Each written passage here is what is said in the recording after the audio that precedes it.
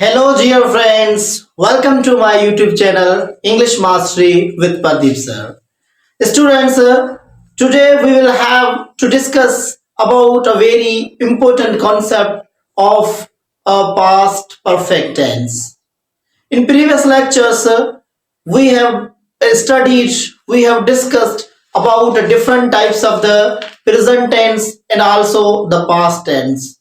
You can watch these videos by using the playlist. Dear students, today we have to discuss about the past perfect tense that is a very commonly used in our daily life. When we communicate, we use this tense. So the application of this tense are very effective. Students, in our written language or in our spoken language, in both conditions, we use this tense. So let's come and get start. Past perfect tense, the terminology says the something perfect means a completed, finished. Okay, so past perfect tense कहाँ पे हम use करते हैं और इसके कौन से usage हैं? तो यहाँ पे मैंने दो कंडीशंस में इसे डिवाइड किया है. दो मोस्ट इंपॉर्टेंट यूजेज है जहां पे हम पास्ट परफेक्ट टेंस का यूज करते हैं. तो डियर स्टूडेंट्स, एक ये है कि पास्ट परफेक्ट टेंस हम इस कंडीशन में यूज कर सकते हैं अगर an action in the past took place before another happened. इसका मतलब है कि पास्ट टेंस में कोई एक्शन स्टार्ट हुआ हो और पास्ट में ही वो काम मुकम्मल हुआ हो किसी दूसरे काम के स्टार्ट होने से पहले. मतलब कि एक काम ऑलरेडी स्टार्ट हुआ है, वो मुकम्मल हो चुका है, दूसरा काम स्टार्ट हो उससे पहले एक काम मुकम्मल हो जाए. सो इस टाइप के सेंटेंसेस अगर हमको मिलते हैं तो हम वहां पे पास्ट परफेक्ट टेंस के रूल्स को फॉलो करेंगे. एग्जाम्पल्स इसके हैं कि I had written a story. It means the action of writing a story has been completed before start the another action. कोई दूसरा एक्शन स्टार्ट होने से पहले ये एक्शन स्टोरी राइटिंग का मुकम्मल हो चुका था पास्ट टाइम में. इसको और मजीद हम सिंप्लीफाई करें तो एक और एग्जाम्पल है, she had left before I arrived. यहाँ पे कंप्लीट जो इसकी डेफिनेशन है वो डिस्प्ले हो रही है. She had left, it means the action of left has been finished, completed before I arrived there. जब मैं वहां पे पहुंचा उससे पहले एक काम मुकम्मल हो गया, वो वहां से जा चुकी थी, वो वहां से लेफ्ट कर चुकी थी. इट मीन्स एक एक्शन कंप्लीट हुआ है किसी दूसरे एक्शन के स्टार्ट होने से पहले. तो यहाँ पे हम पास्ट परफेक्ट टेंस का यूज करते हैं. और दूसरा यूज है कि we have to use past perfect tense in order to express hypothetical और अनरियल कंडीशन. अगर हम हाइपोथेटिकल और अनरियल कंडीशन की बात करें, ऐसी कंडीशन जो कि पास्ट में हैपन हुई थी जिसका प्रेजेंट में कोई उसका जो लिंक नहीं है, वो प्रेजेंट में और फ्यूचर में हैपन नहीं हो सकती. We just have to imagine, we just have to think about that is a totally unreal condition, जो कि कंडीशनल सेंटेंस में स्पेशली हम ये यूज करते हैं इफ क्लास के साथ. एग्जाम्पल्स हैं, आप देखें तो if I had studied I would have pass the exam. यहां पे क्या है, इफ आई हैड स्टडीड ये स्ट्रक्चर पास्ट परफेक्ट की है. इफ क्लास के साथ हमने पास्ट परफेक्ट टेंस का यूज किया है. I would have pass the exam, ये हमारे पास टोटली अनरियल कंडीशन है. अगर मैं स्टडी करता अच्छे से तो एग्जाम अच्छे से पास कर सकता था. इट मींस दोनों ही कंडीशन पास्ट में है जो कि टोटली अनरियल है.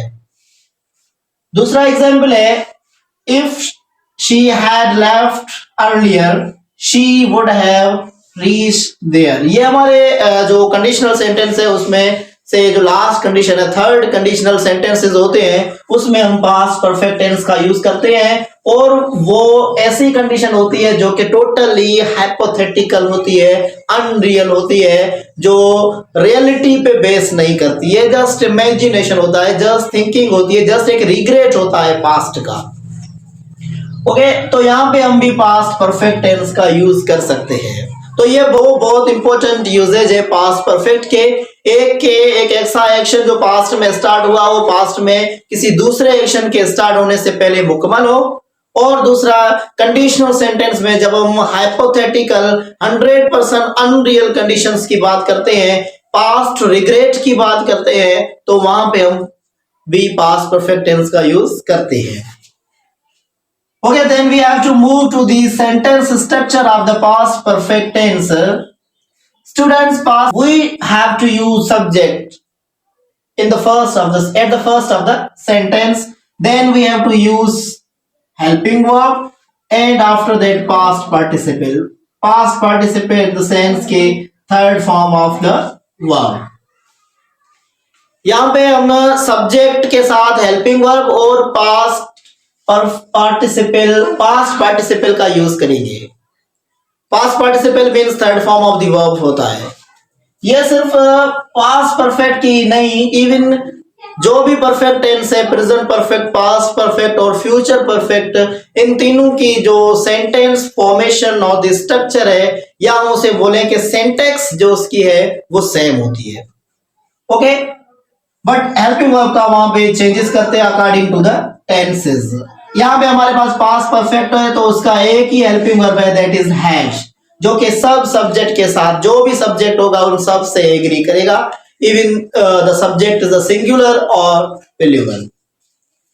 उसके बाद अगर आप इस सेंटेंस को मजीद जो लेंथी करना चाहते हैं तो आप वहां पे ऑब्जेक्ट और other extension of the sentence use कर सकते हैं। This is the sentence structure: subject, helping verb, had, and the third form of the verb past participle. Okay, यहाँ पे दो एग्जाम्पल्स हैं। हम दो एग्जाम्पल को जो सिंटैक्स के बेस पे फॉर्मेशन जो दी हुई है उसके बेस पे समझेंगे और इनकी ट्रांसफॉर्मेशन भी पढ़ेंगे कि कैसे हम इनको नेगेटिव और इंट्रोगेटिव सेंटेंसेस में कन्वर्ट कर सकते हैं।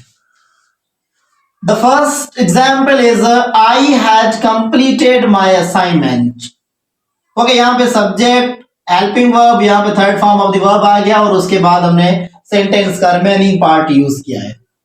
The most important parts are given: the subject, helping verb and the main verb past participle. Okay, ये हमारा हो गया पास्ट परफेक्ट टेंस का अफर्मेटिव सेंटेंस। अफर्मेटिव सेंटेंस की स्ट्रक्चर ये होती है। अब अगर हम इनको नेगेटिव सेंटेंस में लाएंगे, कन्वर्ट करेंगे, तो स्ट्रक्चर ऑलमोस्ट सेम ही रहेगी। We just have to use the not with had, as I had not completed my assignment. I had not completed my assignment. Okay, ये हमारा नेगेटिव सेंटेंस हो गया। अगर हम इस सेंटेंस को इंट्रोगेटिव करें तो we already discuss in all lectures के हेल्पिंग वर्ब जो होगा उसे हम आगे ले आएंगे, सेंटेंस को हेल्पिंग वर्ब से बिगिन करेंगे। Had I completed my assignment?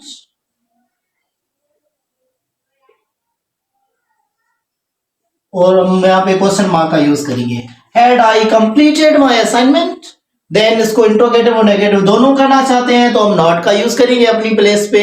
Had I not completed my assignment, इस तरह से हम जो ट्रांसफॉर्म करेंगे पास्ट परफेक्ट टेंस के सेंटेंसेस को। यहाँ पे हमारे पास दो टेंसेस मिले हुए हैं, यहाँ पे पास्ट परफेक्ट है और उसके साथ हमने पास्ट सिंपल टेंस का यूज किया है।